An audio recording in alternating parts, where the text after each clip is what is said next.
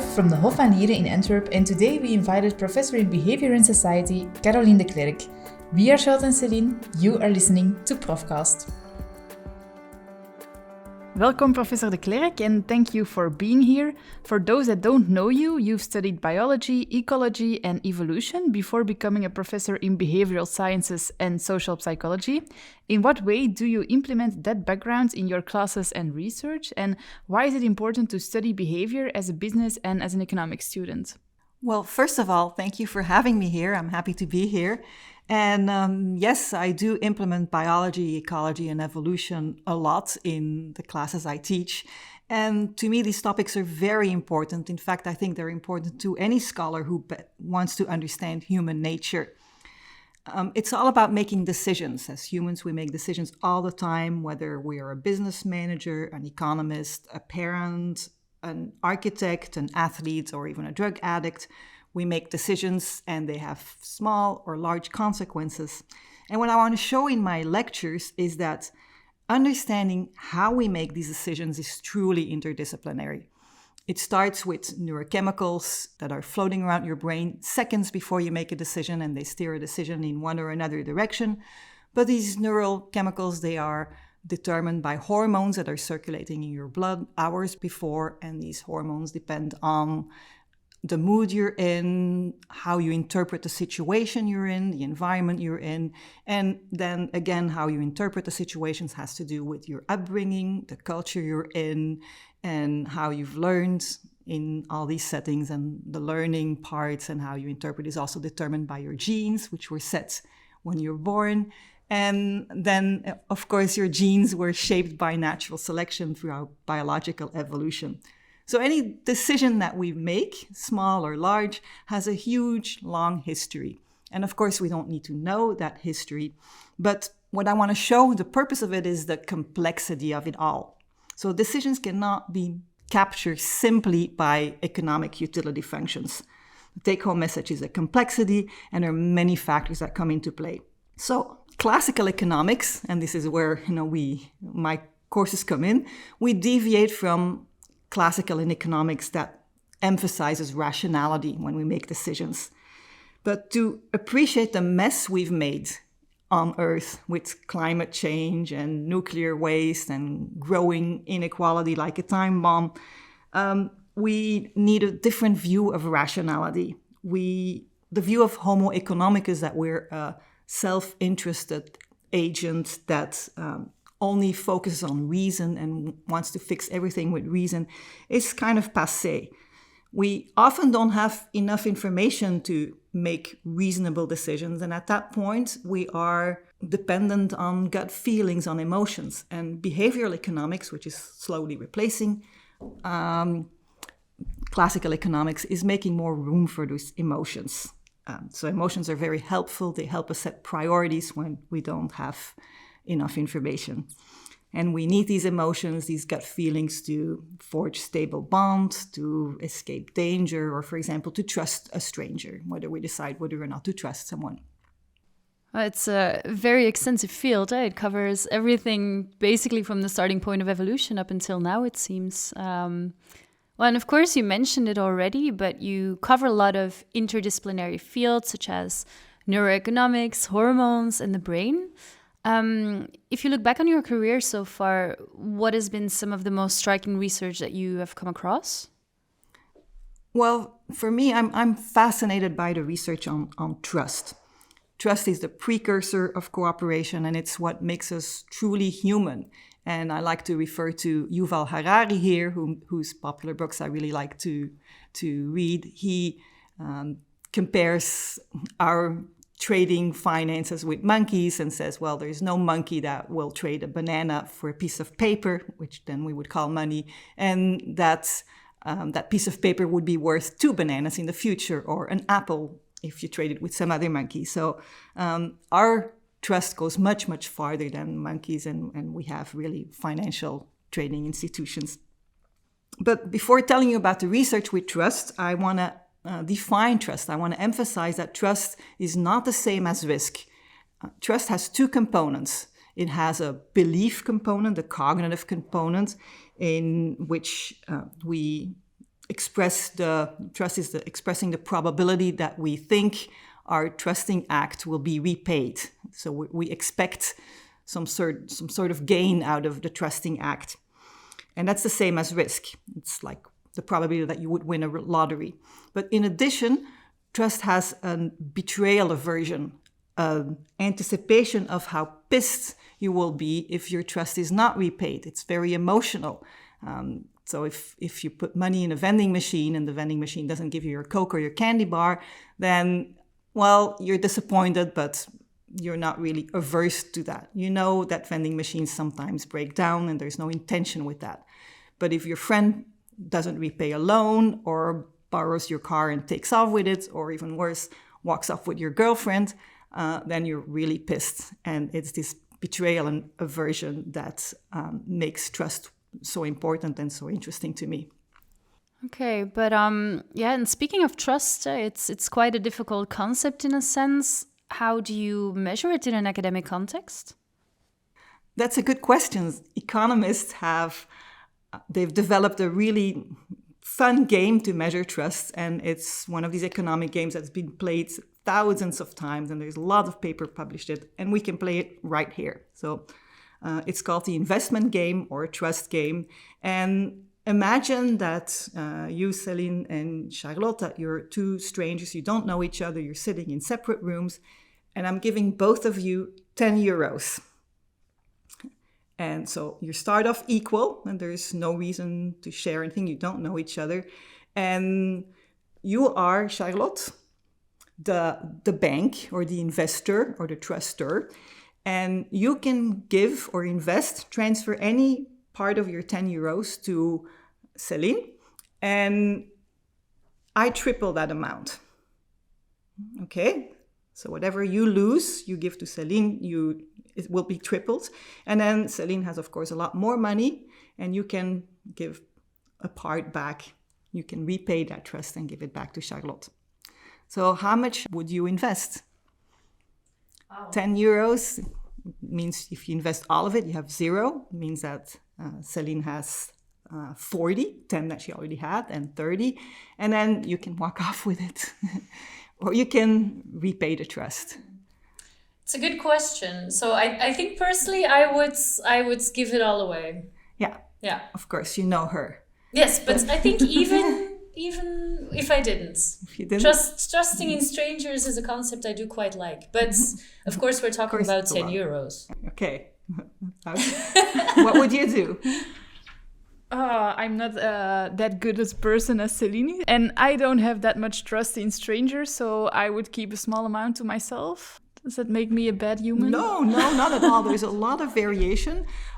Typically, people do not trust everything. So a lot of people do entrust the entire amount, but some people keep a little bit to themselves, some keep all of it to themselves. There's a lot of variation in here. Most people repay. There's very few people that don't repay anything, but most people keep also a little bit more for themselves than they repay. So okay, thank God. So you have everything in there. So there's reason to be a little bit wary because you won't always win and you might lose big time. So in general, I think people are trustworthy. Otherwise, we wouldn't have financial institutions. We wouldn't be where we are in this cooperative society. But, we're also self-interested. So now back to the research that we've done. And so there is betrayal aversion, and some people have more of it than others. It's a real preference. And some people feel much anxiety to trust and others don't. We've seen it here already with only 2 people. And there's a leading hypothesis that the hormone oxytocin would increase trust.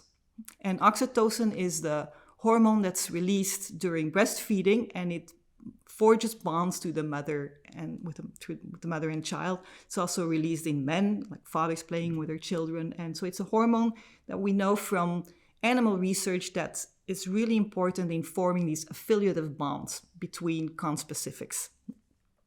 So in 2005, a paper came out that if you administer a spray of oxytocin to humans and have them play this trust game, that compared to a placebo, they trust more. And they don't become more risk-taking or risk-seeking because they don't change their behavior in lotteries, but in this trust game, they start trusting more than they would have if they had taken a placebo. And of course, if you publish a finding like that, it will be contested, and it was heavily contested.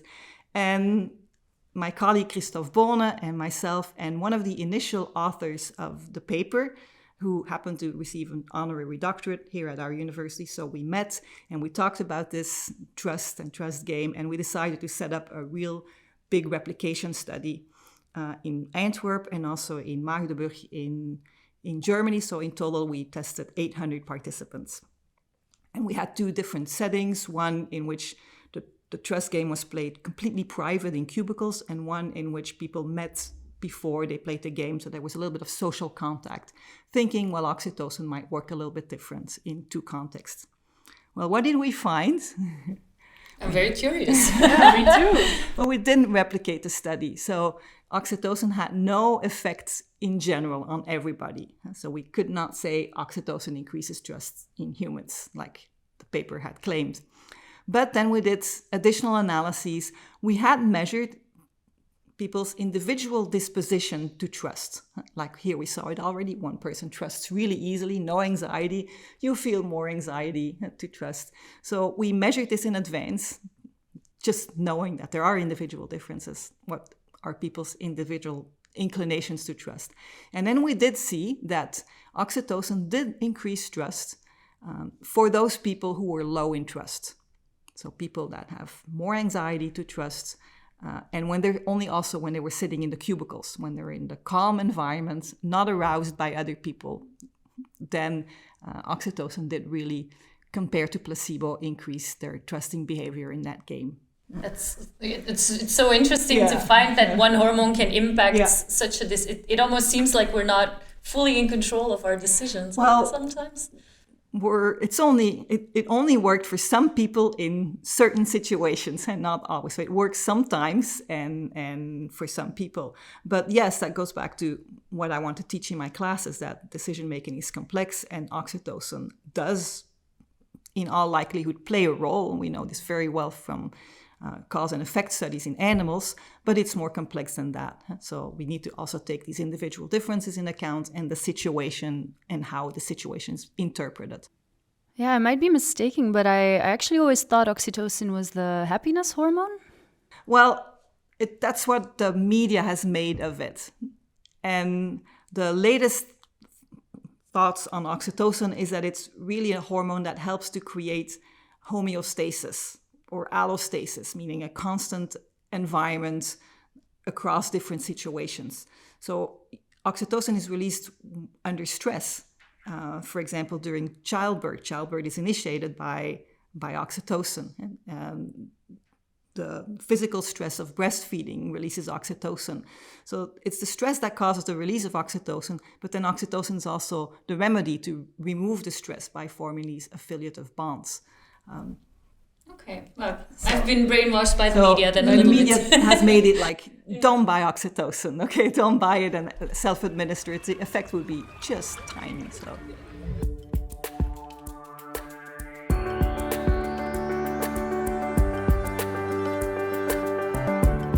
I think we've all heard about neuroscience and we've talked about it, but what are neuroeconomics and how does one conduct research in that field?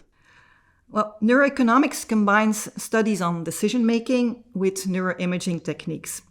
And it's to economics what a very similar field is in medicine called decision neuroscience. Decision neuroscience is a subfield of psychiatry where they study the brain and what differs in the brain of people that are making decisions that are unhealthy, like smoking or addictions, or they try to explain why it's so difficult to stick to a diet, for example.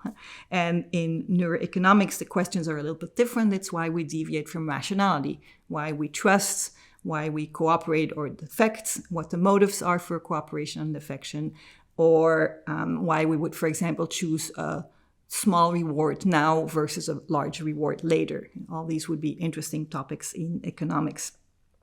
And the aim of neuroeconomics is to visualize how these decisions are made in the brain. often they use functional magnetic resonance imaging, or fMRI. And fMRI differs from an MRI scan. An MRI scan is a still image that we create of the brain by looking at the density of different tissues in the brain. But fMRI actually visualizes the blood flow through the brain, and especially identifies the regions where blood is oxygenated and blood is deoxygenated. So where there's a lot of blood flow in the brain, and you find a lot of deoxygenated blood, that's where a region that would be very metabolically active. So a neuroeconomic experiment could be to look at trust and what happens to the brain when people are making trusting decisions versus non-trusting decisions. And then a person is in the scanner playing the trust game that we just did, and the blood flow is measured in real time. So you know exactly at what point in time, what stimulus you see or what decision you make, and you can correlate that to the brain activity at that time. Yeah, I'm curious, how did you get into this field? Because, I mean, neuroeconomics for us initially was hard to imagine what it could be, and I can imagine it's also not the most obvious choice starting your career. So, yeah, how did you get into that field? Well, very early on, when I came to the University of Antwerp, we had a professor, Bert de Brabander, and he and my colleague Christophe Bonne, with whom I'm still working together, I was his postdoc, and he really loved biology, and he was already interdisciplinary avant la lettre. And he had this really crazy idea at that time of, let's take brain scans and look at decision-making and what happens to the brain. And so he initiated a contact. I'm talking now 15 years ago, but he initiated a contact with the university hospital and the radiology department there. And then we did our first experiment 15 years ago at the university hospital. We've also played trust games or variations of in the scanner. And so the decision making, is that because we all have heard about nudging, so that in the supermarket the most selling products are on eye height, and that has to do with the decision making of the consumers, or how does the research that you do impact us in our daily life? Yes, because there is actually a subfield in neuroeconomics that's called neuromarketing. And neuromarketing investigates exactly what you're saying right now. They're interested in, well, what triggers one person to choose one product over another? And it could be emotional or it could be cognitive. There's advertisement techniques that rely definitely on giving people a lot of information so they can make reasoned decisions, like when you buy a computer. But if you want to sell a candy bar, you probably don't want people to know all the ingredients that are in it. So you want to trigger emotional regions of the brain. And not that neuromarketing wants to manipulate people, but they're interested in how do people make decisions. And so with this fMRI technique, you can visualize what regions of the brain are active depending on what product is being chosen. And you can also see how much emotion is involved, because there's regions of the brain like the amygdala or the insula that we know are emotion related, or the how much value we attach to something, that would be another region of the brain. And you can also see what reasoning capacities are necessary to make a decision. So that would be really interested in neuromarketing or in nudging. When you want to nudge someone, you want to bypass all this deliberative reasoning, and you want to really focus on quick decisions, on heuristics, and you can identify these in the brain with these scans. Okay, interesting. Yeah, and as well, because it's something that if you think about it, there's so many choices on a daily basis we make that we don't really deliberately think about. So, that's probably a good thing as well. Like if we have to think about everything. No, we don't think so. But it's good that you're doing the research and finding that out for us. Now, coming a little bit back to your career, we heard that you lived in the US for 20 years. We were curious, what did you do there exactly? And in general, how important do you think international experiences are in an academic career? Well, first let me say that for me, it was living in the United States was not an international experience because I consider myself bicultural. I have both nationalities. I was born in the United States, in Texas, actually, although I do not have a Texan accent. But I grew up in Belgium, and I went to school here into high school, and I returned to the United States when I was 18 to go to college. I went to UC Davis. It's also where I obtained my PhD, and then I lived in Portland, where I taught biology at Portland State University. I think for me the highlight was living in Bodega Bay for 3 years. It's where I actually did my PhD. And I don't know if you've heard of Bodega Bay. It's where the movie The Birds of Alfred Hitchcock was filmed. Mm-hmm. If you've seen it, it's desolate. There's nothing there. So it's a perfect place to do a PhD. I treasure the fact that I have these two nationalities, and I try to go back as much as I can. As far as international experience, I think, given that I like so much having both views, I think international experiences can be really great, provided that they're intense enough that you really feel that you fit in, that you're one of them, and vice versa, that that you've become like them. And that doesn't require staying there, but maybe learning the language could also be an international experience because it forces you to think of concepts in multiple ways. There are multiple ways to say the same thing in different languages. And I can't help but think that helps us to have an open mind and to remain flexible when we have to make decisions. Yeah.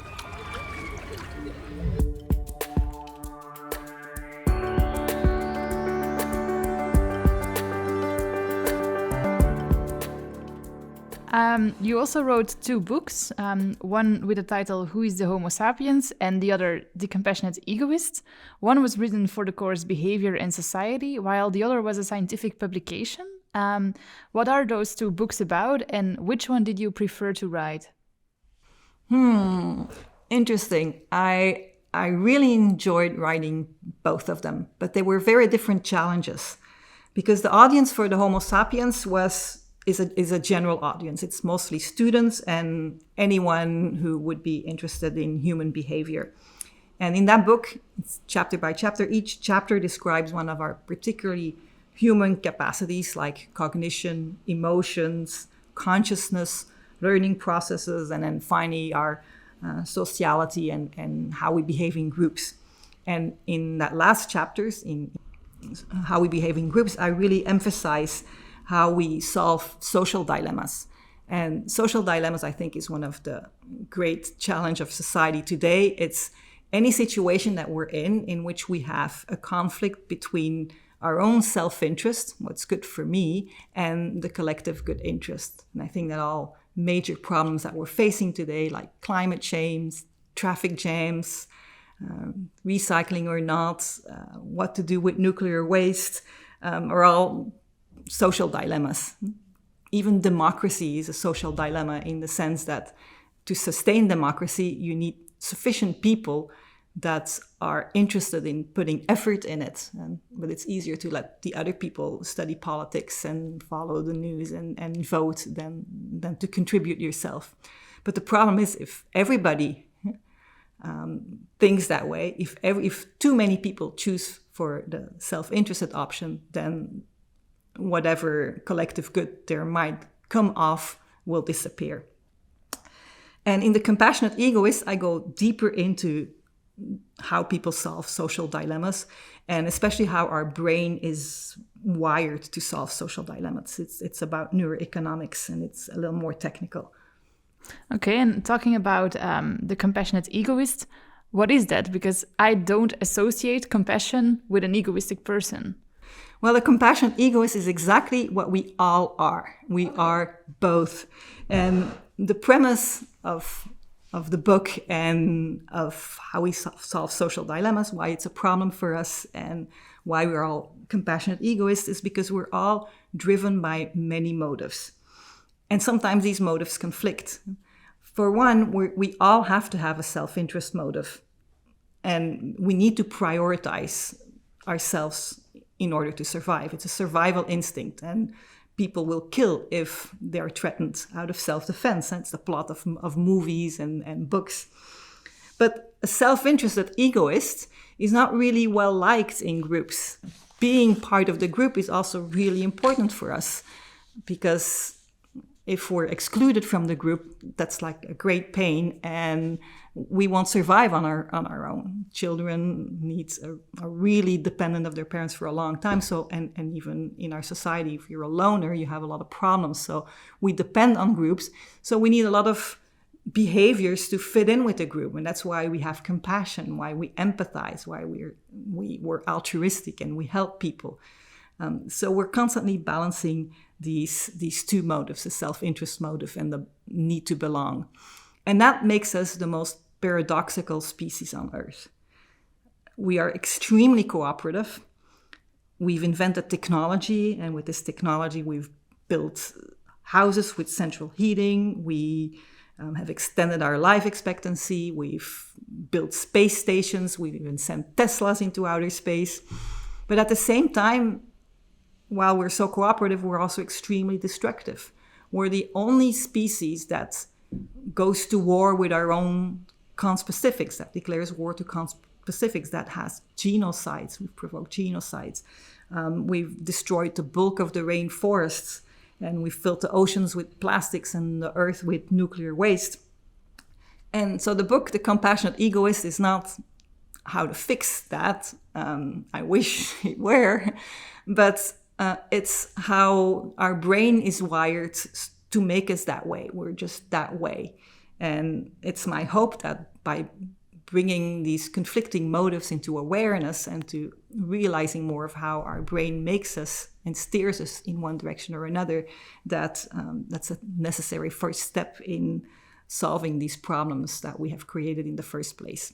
So now we know why I don't give back all the money to Celine and keep a small amount to myself. It's because I'm a compassionate egoist. Exactly. And why, for the same reason why Celine invested everything, because she's also that way. Yeah, I think we know ourselves a lot better after this conversation. Yeah. So, but maybe one final question. What can we expect in the future? Will there be a third book? Definitely. The next Yuval Harari? Who knows? I'm not that ambitious, but let's hope. Yeah.